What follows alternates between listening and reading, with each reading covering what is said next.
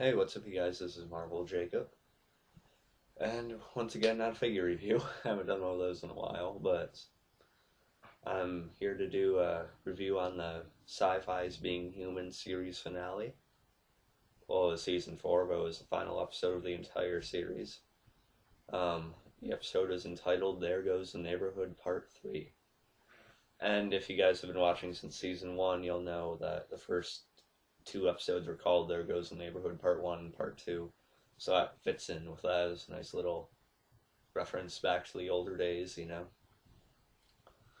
Um, yeah, so I'm not sure if I mentioned this before, but Being Human is definitely one of my favorite shows, other than The Walking Dead.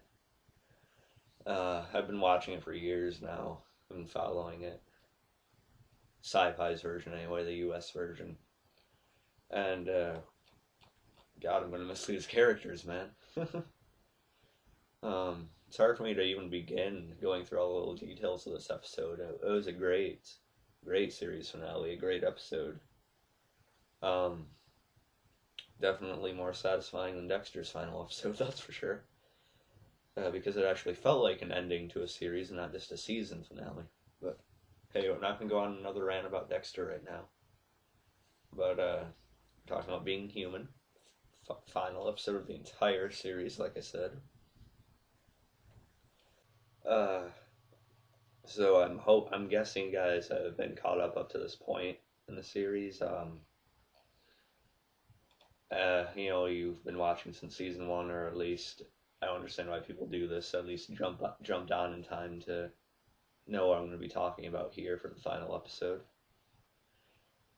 Um, okay, so we know that Ramona thing is going on with the house and things like that, and the episode begins with a pretty nice narration from Sally. Talking about when Aiden and Josh first moved in, and it was like how it was something that finally gave her, felt like she got a chance or hope anyway. We got a little flashback. I thought it was really nice. Um, yeah, there's a lot of things I could talk about in this episode. I'm just trying to decide what first.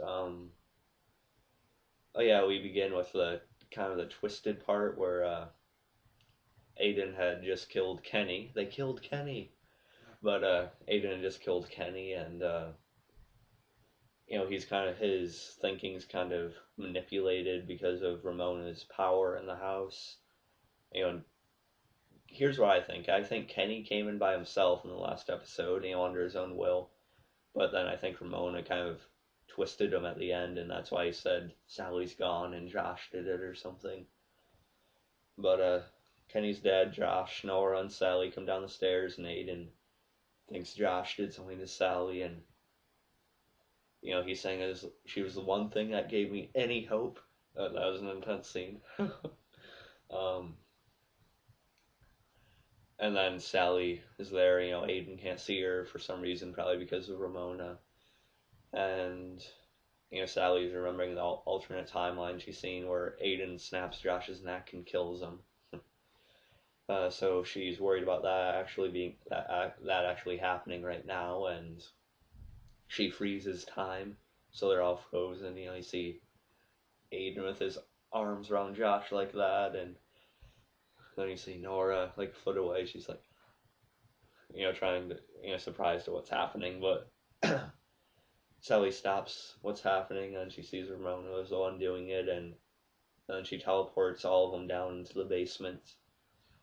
And so it's Sally, Josh, and Nora downstairs, and you hear Aiden banging at the door trying to get in, but Sally apparently magically sealed it off, so you literally can't break it down no matter how hard he does it. Um, and Aiden's still behind to kill Josh. Um, and Sally tells Josh and Nora about what she's seen, and that he's not going to stop until he kills Josh and things like that. And eventually, Sally lets Aiden come down there, and then she flings him into the wall. And I'm not sure if I doubt that could kill Aiden, but she flinged him into the wall, and he at least got knocked out or something. And And then she wasn't going to listen to Josh and Nora, and she was going to try some magic here to try and change things or make things right. And she does some kind of spell, and then she, like, you see her kind of float up into the air, and I'm not sure if she went to Aiden or she just kind of disappeared, and Aiden wakes back up and he says he has a heartbeat, which he's a vampire, so he shouldn't have a heartbeat, but it's probably because of what Sally did, and he can feel things like he wanted to feel, and just basically Sally made it so Aiden's human again, which hasn't happened in about 200 years, probably closer to 260 years for him. So that was really awesome. Big sacrifice on Sally's part, because she kind of faded away and she was gone after that. Now, I was never the biggest fan of Sally, but kind of respected some of her choices this season. She became more selfless, and even though she was still a little bit too quick to do certain things without thinking about the consequences, I really like what she did there. It was really a selfless act to help Aiden and Josh and Nora too in some way. So there's that.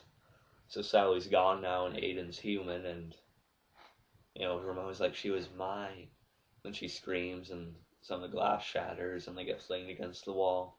But then she disappears after that too, and they all run out. Aiden's having a little bit harder time because he's not the vampire; he's the one human in the group now.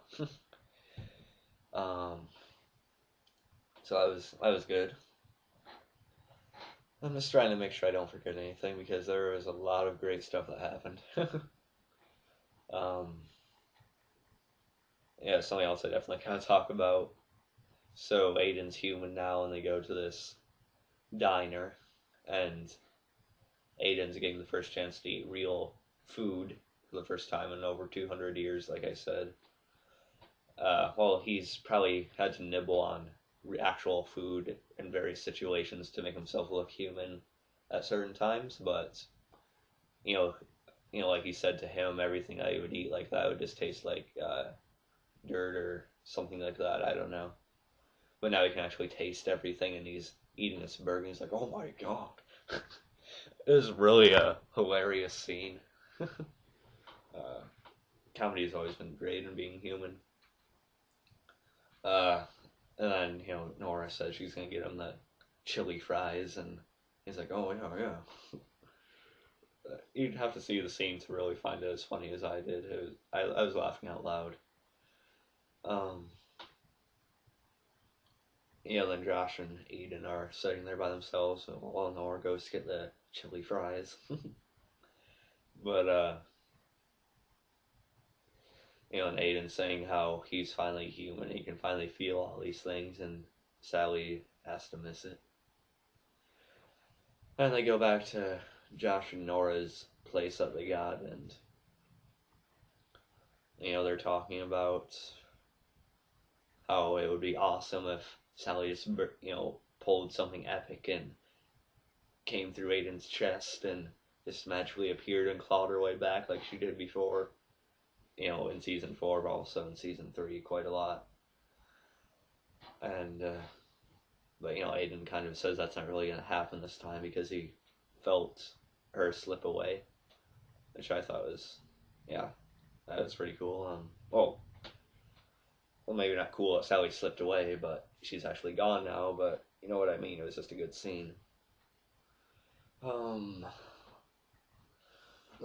man, like I said, I'm really trying to remember everything. So, like, I don't have anything written down to really remember certain points. I don't take notes or anything like that. I just remember things off the top of my head. I did rewatch it again last night though, so it's a little bit fresher in my mind than it would have been if I just watched it the one time a couple weeks ago, or a week ago, a few days ago. I don't know, but yeah, and then Aiden goes to the trailer he was talking about going to and having Sally haunt him, but of course Sally's not going to be there now. And Aiden he can get drunk now off of alcohol instead of blood.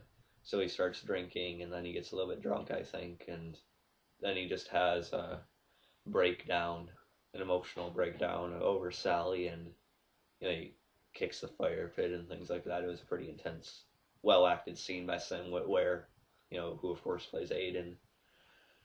That was a great scene. And then you find out that there's a bit of a drawback to Aiden being human now. The next day or morning, you see Aiden and Nora at the hospital, and Aiden looks older. I mean, he has some pretty good makeup here. He has some white in his hair, maybe gray. Then he has a little bit more wrinkles, and he just looks a little bit older in general. Then Nora's saying how he has the heart of a 90-year-old man. And his liver's giving out and things like that. And, because all the years Aiden cheated of life being a vampire, those 260 years or so, it's actually taken a toll on him since he just all of a sudden reverted back to being human. The conditions of what he's gone through in the years he's been through and what he's been through in general in his life has just weighed on him, and so basically he only has a few days to live as a human just because of the toll his life has taken on him and how many years he's lived in general. Which is, it's sad, but then we see a scene of Aiden, Josh, and Nora walking along the river or the lake, I forget what you would call it, but they're walking along that, and then they're talking about things they're going to do, and then Aiden kind of tells Josh that he's going to, he only has a week to live, and Josh is kind of surprised by it, he didn't know about it, and then Aiden brings up Nora being pregnant. And yeah, a lot of thrown at Josh in that scene, that's for sure. But Aiden said while he was a vampire, he could smell it, he could hear the other heartbeat inside Nora, and it's a healthy one. So that was a really touching scene. Then Josh and Nora have a pretty good heart to heart about it, and it's pretty nice. And Aiden walks out to give them their space. God, I really don't want to miss anything. Just give me a second. I'm just gonna read through this little summary by IGN. Not really the most reliable, but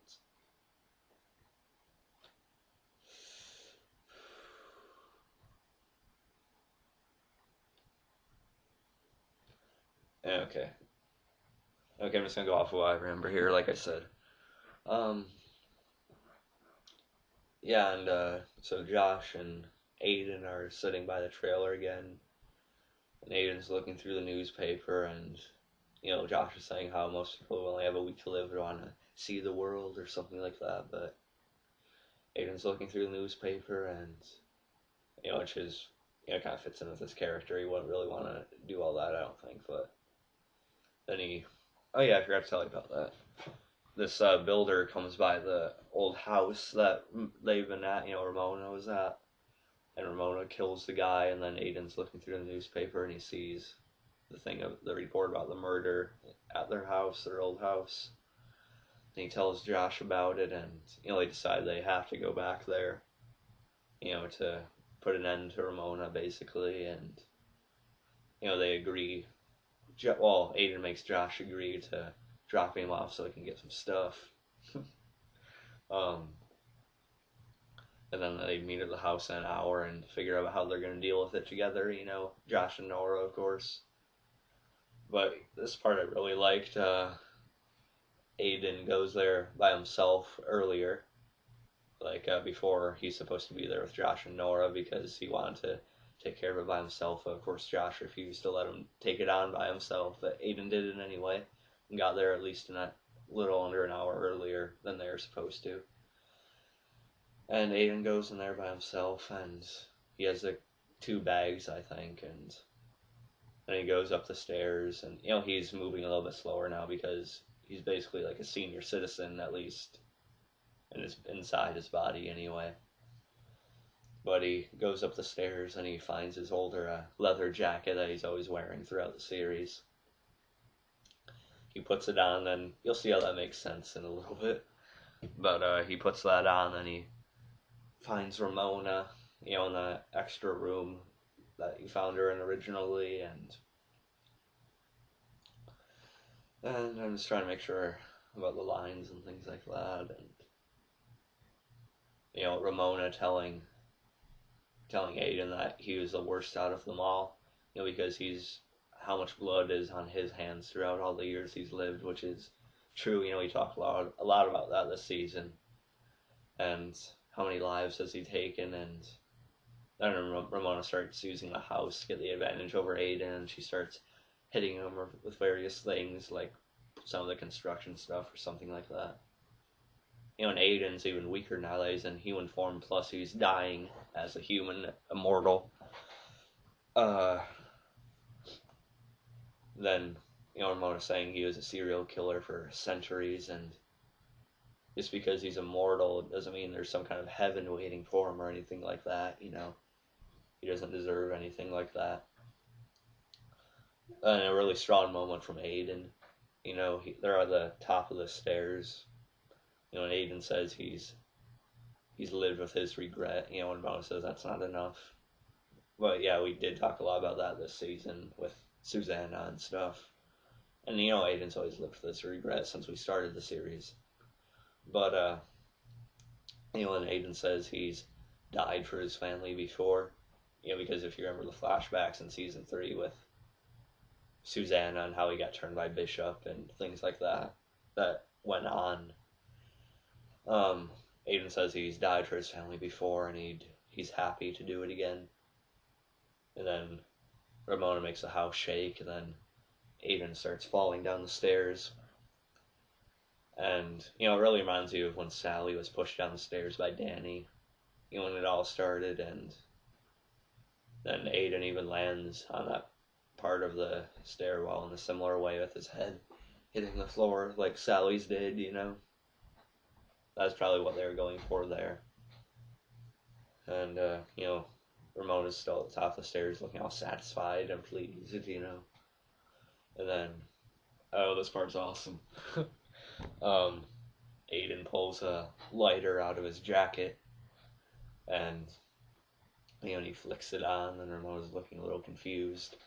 And he tosses it down the rest of the stairwell, and he's seen he had the gasoline poured all over the house. And then the lighter lights up the fire with the gasoline, and the house, it starts engulfing itself in flames because of it, and Ramona's screaming, and eventually the fire engulfs her, and she screams, and she's basically destroyed at that point. And then, so Aiden finally put an end to Ramona, which was awesome that he got to do it, I think. And Aiden's still laying there. He's just accepted that this is how he's going to go out, protecting Josh and Nora so they didn't have to go through it and put them at risk. And Aiden's laying there, the flames are surrounding him, the house is coming down. And, then we get a little narration from Aiden, saying that when they're dying, when it comes down to it, you think about your life and what it all meant, or the meaning of your life. And then he says, you realize the only thing that really matters a damn thing in the end is the people you loved, or what you cared about, things you loved, who you loved. That's what matters in the end. I thought that made sense. It's true, and really good acting from Sam Witwer again, who's really shown a lot of acting chops this season with Susanna being chained up. But anyway, that's not what we're talking about now. Is a really good scene. The house comes crashing down. I love the music playing in this scene. I usually love the music they play on Being Human. It always fits so well with the scenes. House comes down. It's basically destroyed, and probably a little while later, probably an hour later, maybe a little less, Josh and Nora arrived because they thought they were going to meet Aiden there and take care of it together, but I just told you what happened. And then they see, most likely, Aiden's body being put in the body bag and, put into the ambulance and stuff like that. He's dead, obviously, and I'm pretty surprised by it, but I think they understood why Aiden would do that, to help them, and again, really selfless act on his part too. He was gonna die anyway, but still, it was a huge sacrifice, you know. And then they go inside the ruins of the house, and everything's completely black and burned, you know, what's left of it anyway. And then they go in there, and then they see the ghost of Aiden, yeah. The ghost of Aiden appears because, you know, he was mortal and he died this time, so he got to come back, which I think really surprised him that he even deserved something like that. And, you know, and they're joking how Aiden going to come haunt them at their apartment or something like that, you know, or their house or whatever. You know, and Aiden said no, it's because he's a ghost doesn't mean he has to settle down or anything like that. But then the door appears behind Aiden, and Aiden's getting his door. Aiden is getting his door. You know, I know Aiden didn't really think he ever deserved anything like that, but it was Aiden's door, and Josh, pretty touching scene when Josh says, "Don't think for a second that you don't deserve it," you know. And you know, it's a really touching scene, and they kind of share their goodbyes before Aiden goes through the door, and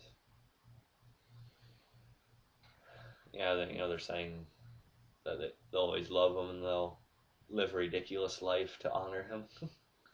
You know, Josh and Nora, and so Aiden goes through the door, and you know it's all bright and white and things like that. You know, then this is a great part too.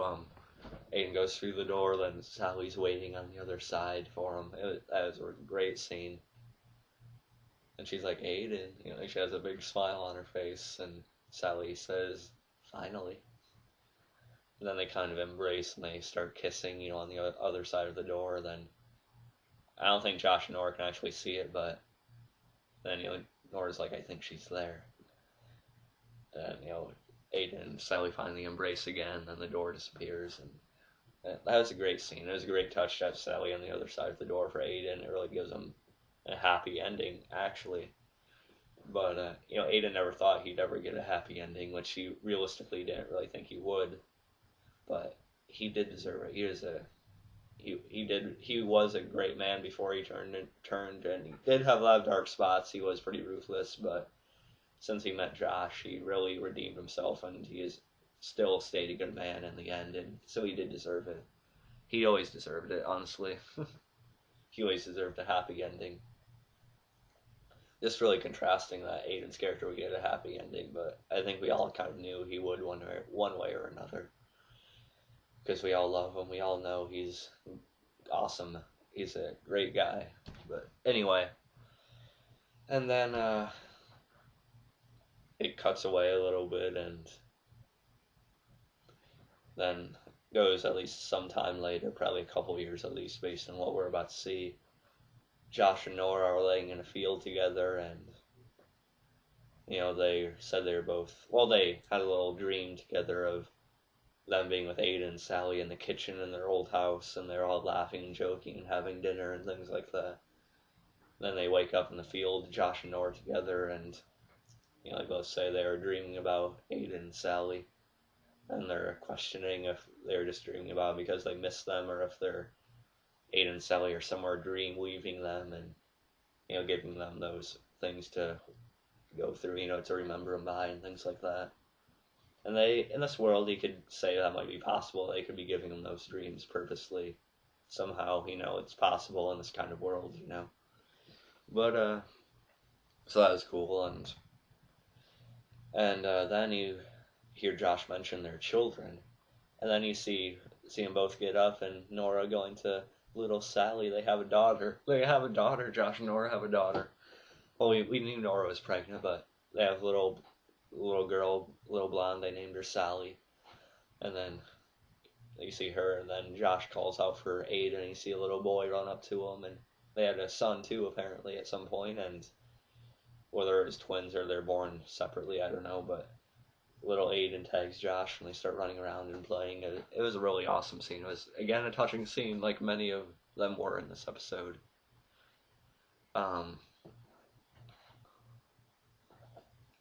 Then, I forgot to mention the scene where Aiden met that other vampire at the bar, and He tried to get him to turn him again, but Josh found him and kind of stopped it. And Aiden said he was afraid to die, but that's just because he was human.